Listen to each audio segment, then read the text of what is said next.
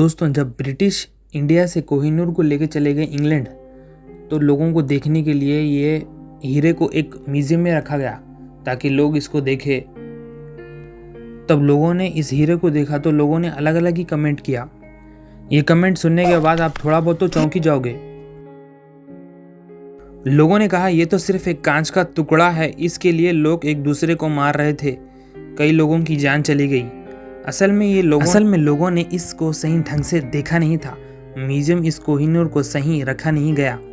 ऐसा क्यों, ये बात मैं आपको आगे बताऊंगा। बने रहिए वीडियो के साथ और चैनल को सब्सक्राइब करना मत भूलिए। दोस्तों, कोहिनूर हीरा वो हीरा जिसे 1100 से 1200 सेंचुरी के आसपास डिस्कवर किया गया है। इस हीरे को कई लोग कहते हैं कि भगवान कृष्णा के टाइम का है, लेकिन कुछ हिस्टोरियंस कहते हैं कि 1100 से 1200 के 1300 के आसपास गोलकोंडा बैंक, कृष्णा नदी जो आंध्र प्रदेश में मौजूद है, वहां इसको डिस्कवर किया गया था। दोस्तों, ये हीरा सुर्खियों में तब आया जब जहीरुद्दीन बाबर, जो पहले मुगल बादशाह थे मुगल सल्तनत के, जहीरुद्दीन बाबर ने जीता था इस डायमंड को एक जंग में।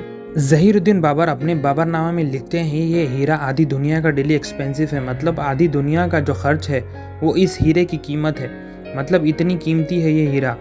ये हीरा बाबर के बाद शाहजहां के पास था, जो शाहजहां ने अपने शाही मोहर सिंहासन बनाने का हुक्म दिया था। ये मोहर सिंहासन इतना शाही बनवाया गया था कि 4 ताजमहल को बनाया जा सकता था इस मोहर सिंहासन को बनाने के खर्च में। मोहर सिंहासन में बहुत ही कीमती पत्थर लगाए गए थे, जिसमें कोहिनूर भी था।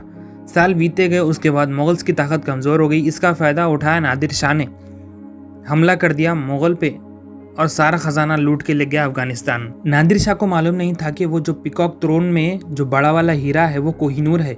मुगल के किसी आदमी से मालूम हुआ था कि वो कोहिनूर है। नादिर शाह ने उसे निकाल लिया और अपने हाथ पे ब्रेसलेट की तरह पहनने लगा। कुछ साल बाद नादिर शाह को उनके किसी आदमी ने मार डाला। उसके बाद अहमद शाह दुर्रानी का टाइम शुरू होता है। ये वही है जो हमने पानीपत की फिल्म में देखा था, अहमद शाह दुर्रानी। संजय जी रोल करते हैं अहमद शाह दुर्रानी का, वही है वो। अहमद शाह दुर्रानी के बाद उनके बेटों में लड़ाई होने लगती है। कोई सही से ढंग से गद्दी को संभाल नहीं पाता है। अहमद शाह दुर्रानी के पोते सजा शाह दुर्रानी उस कोहिनूर को लेके भाग जाते हैं लाहौर, महाराजा रंजीत सिंह के पास, सिख एम्पायर में। महाराजा रंजीत सिंह ने कहा शुजा शाह दुर्रानी से, मैं तुम्हें बचाऊंगा तुम्हारे लोगों से, और तुम मुझे बदले में ये जो तुम्हारा हीरा है वो तुम मुझे दोगे। शुजा शाह ने ये डायमंड महाराजा रंजीत सिंह को दे दिया। महाराजा रंजीत सिंह अपने बाइसेप्स पे इसको पहनते थे, इस डायमंड। महाराजा रंजीत सिंह ने उसके बाद कई जंग जीत लिए। दुर्रानी के एम्पायर ने जहां जहां कब्जा किया था वहां महाराजा रंजीत सिंह ने उनको हरा के अपनी जमीन जीत लिया। महाराजा रंजीत सिंह को शेरे पंजाब कहा जाता था।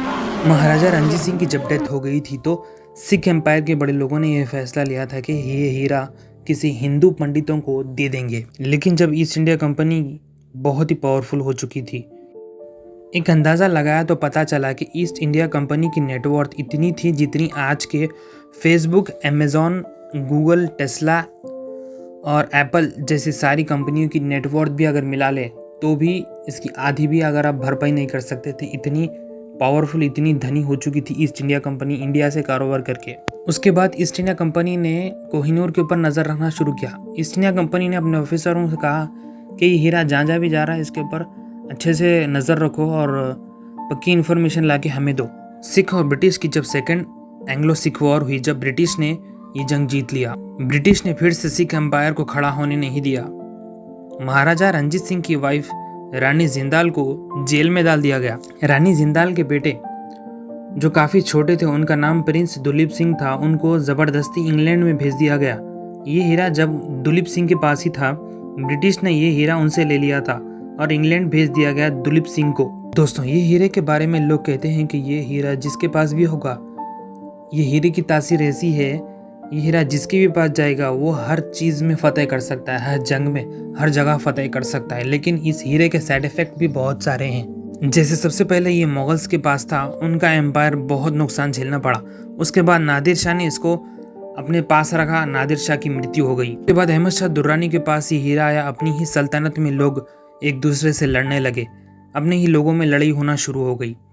दोस्तों, ये जो हीरा है ये किसी राजा या किसी बादशाह के पास जब जाता है तो ये शुरू में उसको तो बहुत अच्छा लगता है और उसका टाइम भी बहुत अच्छा आता है। कई हिस्टोरियंस कहते हैं कि ये जो हीरा जिसके पास भी जाता था वो बहुत ही ज़्यादा जो है हर चीज़ में फ़तेह करता था, कई जंगों में जीत जाता था। उसके बाद धीरे धीरे उसको प्रॉब्लम्स आना शुरू हो जाती थी। फिर ये हीरा महाराजा रंजीत सिंह के पास आता है। उसके बाद सिख एम्पायर ऑलमोस्ट ख़त्म हो गया था। ब्रिटिश को ये बात किसने बताई थी, ये आज तक एक रहस्य है।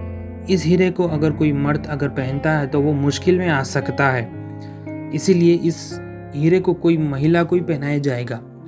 उसके बाद ये हीरे इंग्लैंड के क्वीन ही पहनती गई अब तक। उस दिन के बाद आज तक कोई किंग इस हीरे को नहीं पहना, सारे क्वीन के ही सर का ताज बना है ये हीरा।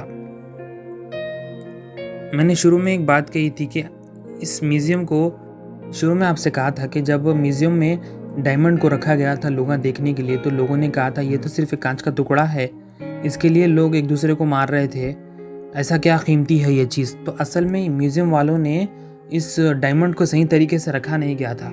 अगर इसको इन लोगों ने एक अंधेरे में रखा गया था। असल एक चमकती हुई सूरज की रोशनी में अगर इस हीरे को रखते हैं ना, तो इसकी रोशनी इतनी थी जैसे 10 LED बल्ब की जितनी रोशनी होती है उतनी रोशनी थी इस हीरे में। लोगों ने असल में इसको सही तरीके से देखा नहीं था, इसलिए उसको उसकी कीमत मालूम नहीं थी। जिसने उसको देखा था इसीलिए उसने इसकी कीमत समझी थी।